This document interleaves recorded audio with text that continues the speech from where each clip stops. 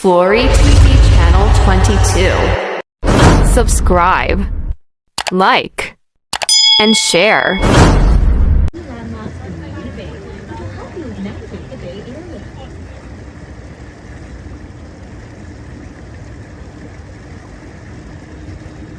As we make our way back upriver, you may be curious about the type of vessel we're cruising in.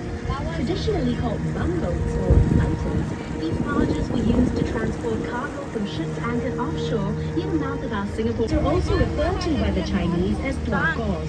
These boats proudly originated in Singapore with hulls developed by the local Chinese.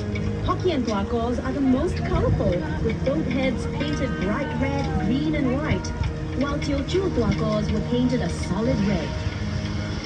Now, if you're thinking that the bumboats look like they have eyes painted on them, you're not wrong. According to Chinese legend, these boats were designed by a crafty Chinese emperor who was not in favor of foreigners interfering with his expeditions.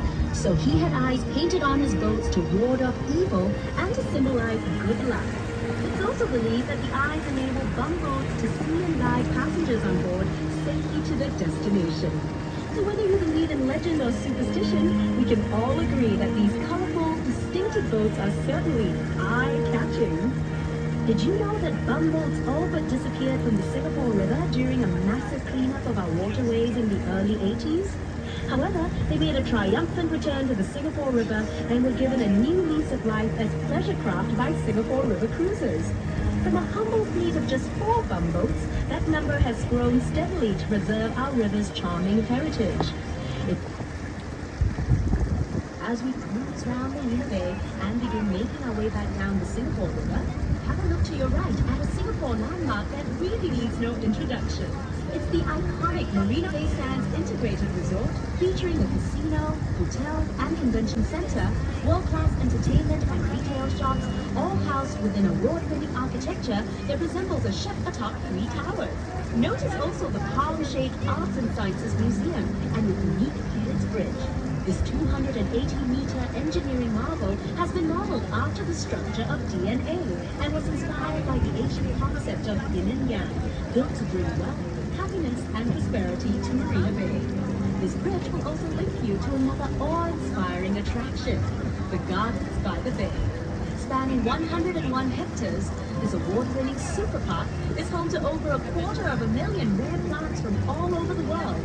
Enjoy the lush outdoor gardens, huge climate-controlled dome conservatories, and the towering futuristic super trees, which you can even see from this distance. They're essentially vertical gardens, measuring up to 16 stories high and linked by suspended walkways with stunning views of the entire park. Living up to their name, the super trees also collect rainwater, generate solar power, and are venting ducts for the park's conservatories, which encapsulate the cloud forest and flower dome. Do you notice that the water here is very calm? This is due to the Marina Barrage, which is a dam built across a 350-meter wide marina channel. It keeps out the seawater to create Singapore's first reservoir in the city, a vital source of fresh water and flood control. The Marina Reservoir is Singapore's 15th reservoir. It has the largest and most urbanized catchment area at 10,000 hectares, or 1/6 the size of Singapore. Just imagine, we're now literally floating in drinking water. Perhaps the very same stuff flowing out of your taps. Cruising out into the bay, you couldn't have missed the giant wheel in the sky.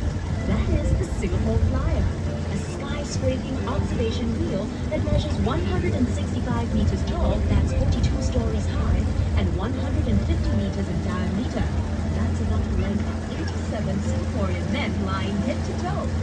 The wheel carries 28 city bus-sized passengers, each allowing up to 28 passengers, which means that at any one time, the Singapore Flyer can transport 784 passengers per revolution, which takes about 32 minutes to complete, rotating at a smooth speed of 24 centimeters per second. This engineering wonder provides breathtaking panoramic views of Singapore and the islands beyond. And that's from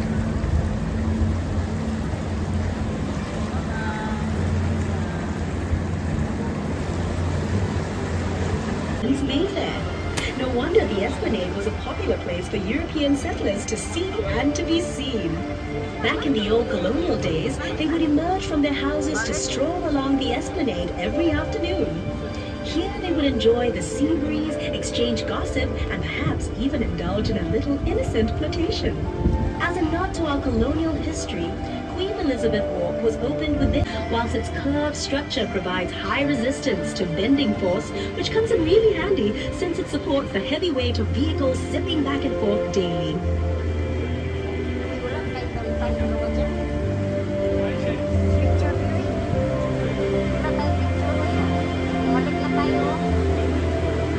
As a gorgeous contrast to the skyscrapers that now mark the Singapore skyline, just look to the right and you'll see sitting grandly before us three beautifully preserved buildings that commemorate Queen Victoria, the Empress of India. The Victoria Theatre and Victoria Memorial Hall, which features the clock tower, are both historical monuments dedicated to the performance arts. Right next to them is the Empress Place building, which was constructed in 1907 entirely by convict labor. Previously known as the government offices, the Empress Place building is now also a national monument and home to the Asian Civilizations Museum.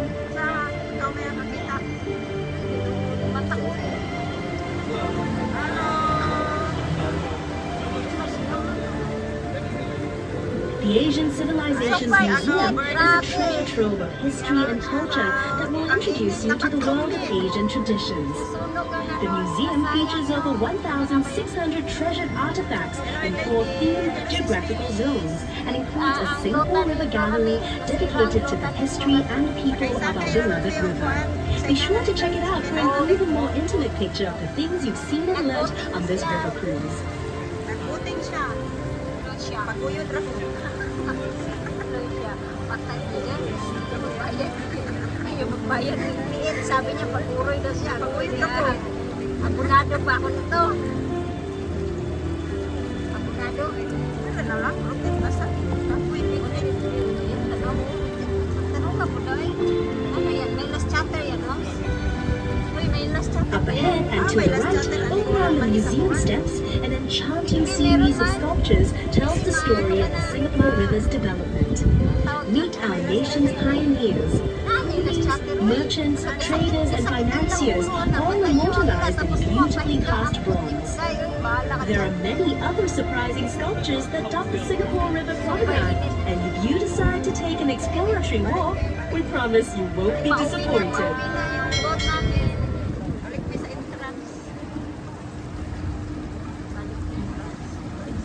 Over on the right bank, you may have noticed a fine fellow cast in blinding white plaster.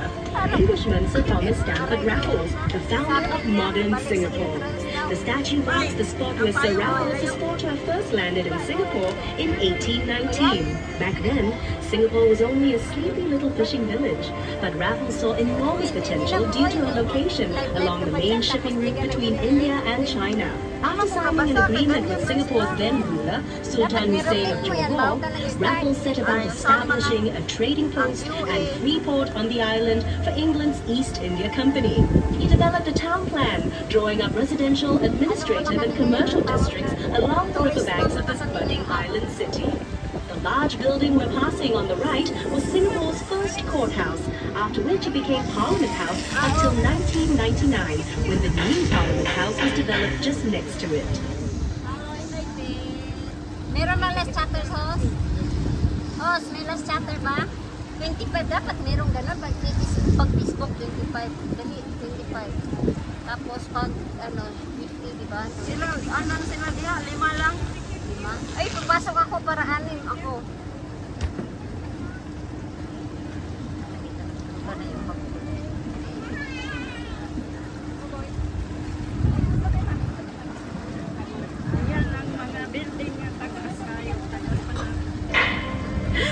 What is that strange disc hovering over Parliament House? Is it a bird? Is it a plane? Is it a UFO? Don't worry, what looks like something out of a sci-fi movie is actually part of the Supreme Court of Singapore. Now this is Elgin Bridge, named after the then Governor General of India, Lord Elgin. dito pala ako Originally, dati the bridge pa. served as a link between the Indian merchants on the north side of the river and the Chinese community on the south side in the days of our colonial past. We're now approaching Coleman Bridge, named after its Irish architect, George Drumgold Coleman, for his invaluable contributions to Singapore's development. Appointed the first superintendent of public works in Singapore, Coleman brought with him an architectural style known as Palladian, a combination of Greek and Roman styles adapted for our tropical climate. Hi, Miss Floyd. Bigger love shout out. Ay, wala ko. And there you have it. We finally come full circle, traveling from the heart of Singapore and along its vital, vibrant lifelines. Thank you very much for joining us on the Singapore River Cruise. We trust you've enjoyed your journey on the world's first environmentally friendly electric bungalows and hope you tell all your friends and family about this unique experience. We'd love to show them around too. So until next time, from all of us at Singapore River Cruise, we wish you a lovely and unforgettable stay in Singapore. Kaya kasi may tawag ba? May last chapter. Hindi yan magtatambay pag wala man last chapter. Ayaw mo na kasi. Last chapter mo 25. Dami magtatambay dyan. Wala na oh. Airport. Tapos na tayo. Airport. Kasi